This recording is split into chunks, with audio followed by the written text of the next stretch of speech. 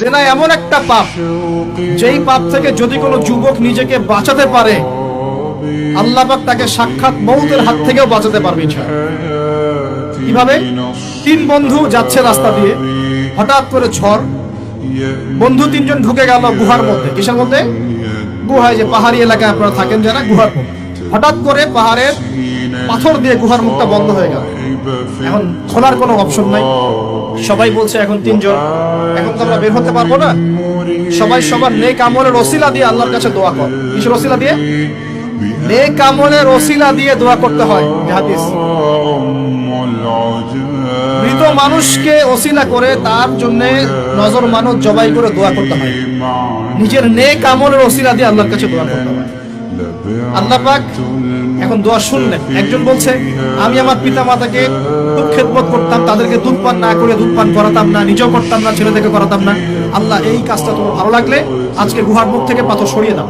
পাথর একটু সরে গেল। পাথর আল্লাহর কথা শোনে কিনা? শোনে না? সবাই আল্লাহর কথা শোনে। আগুন আল্লাহর কথা শোনে কিনা? ইব্রাহিমের জন্য আগুন ঠান্ডা হয়ে যায় নাই? আচ্ছা, তারপরে আরেকজন দোয়া করছে, আল্লাহ, আমার এক কর্মচারী ছিল, তার বেতন বাকি ছিল, সে বেতন না নিয়ে চলে গেছে, আমি সেই বেতনটা দিয়ে কিছু গবাদি পশু কিনেছি। আস্তে আস্তে গবাদি পশু বেড়েছে, অনেক দিন পর সে এসেছে টাকা চাওয়ার জন্য। আমি বলেছি সবই তোমার, সব নিয়ে চলে। সে বলেছে, আপনি কি ফাইজলামি করতেছেন? আমার টাকা আমাকে দেন। না, তোমার টাকা দিয়ে আমি এটা কিনেছিলাম, আজকে বংশবৃদ্ধি হয়েছে, সব তোমার, নিয়ে যাও। সে নিয়ে গেল। সে বলছে, আল্লাহ, এই কাজ যদি তোমার সন্তুষ্টির জন্য করে থাকি, আজকে আমাকে বাঁচাও। পাথর একটু সরে গেল। এবার তৃতীয় ব্যক্তি, এই ছেলে বলছে, যুবক ছেলে, আল্লাহ, আমার একজন চাচাতো বোন ছিল। কে ছিল? এই যে বয়ফ্রেন্ড গার্লফ্রেন্ড, চাচাতো বোন, চাচাতো বোন। এখন তো বিচ্ছিরি অবস্থা। এখন এমন একটা অবস্থা, পশ্চিমা সভ্যতার রিপোর্ট গুলো পড়ে দেখি, ভাইও বোনের সাথে জেনা করে। ওদের ওখানে নিজের আপন পিতার দ্বারাও মেয়ে সেক্সুয়াল হ্যারাসমেন্টের শিকার। ওরা আমাদেরকে শেখায় এখন ভালো কোনটা মন্দ। আর আমরা আমাদের মাথাটা কবে যে বিক্রি করে দিলাম, ওদের কাছ থেকে ভালো মন্দ শিখতে হচ্ছে। কোরআন সুন্নাহ বাদ দিয়ে ওদের কাছ থেকে ভালো মন্দ শিখতে হচ্ছে। তো চাচাতো বোনকে সে খুব ভালোবাসতো, তাকে সে পেতে চাইতো, মানে তার সাথে সেক্সুয়াল সম্পর্ক করতে চাইতো। আমাকে 1000 বা 100 স্বর্ণ মুদ্রা দিতে পারো, দিনার, তাহলে আমি তোমার সাথে সেক্স করবো, মানে জেনা করবো না। সেই ছেলে অনেক কষ্ট করে এই টাকাগুলো বা এই দিনারগুলো অর্জন করে, কামাই করে, দিন রাত পরিশ্রম করে, ঠিক আপনারা যেমন করছেন না। তো এরপর সে তার স্বর্ণ মুদ্রা দেয়, দিয়ে বলে যে এখন আমাকে আমার কাজ করতে হবে। তখন সেই মেয়ে রাজি হয়।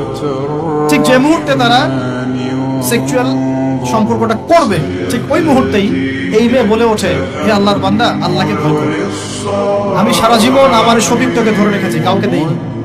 আমি কারোর সাথে এরকম অন্যায় করি নাই, আমি খারাপ মেয়ে নই, তুমি আমার ইজ্জতটা নষ্ট করো। কে বলছে কথা? ওই অবস্থা থেকে কি একটা ছেলের উঠে আসা সম্ভব? এটা কি এতটাই সহজ?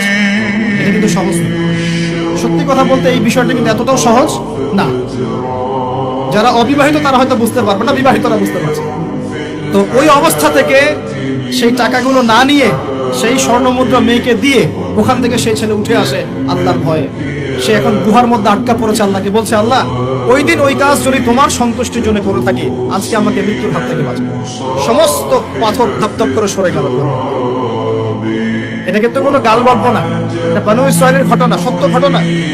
এই হাদিস থেকে আমি আপনাকে দলিল দিচ্ছি যে যদি জেনার মতো পাপ থেকে আমি সরে আসতে পারি, সাক্ষাৎ মওত থেকে আল্লাহ বাঁচাতে পারে।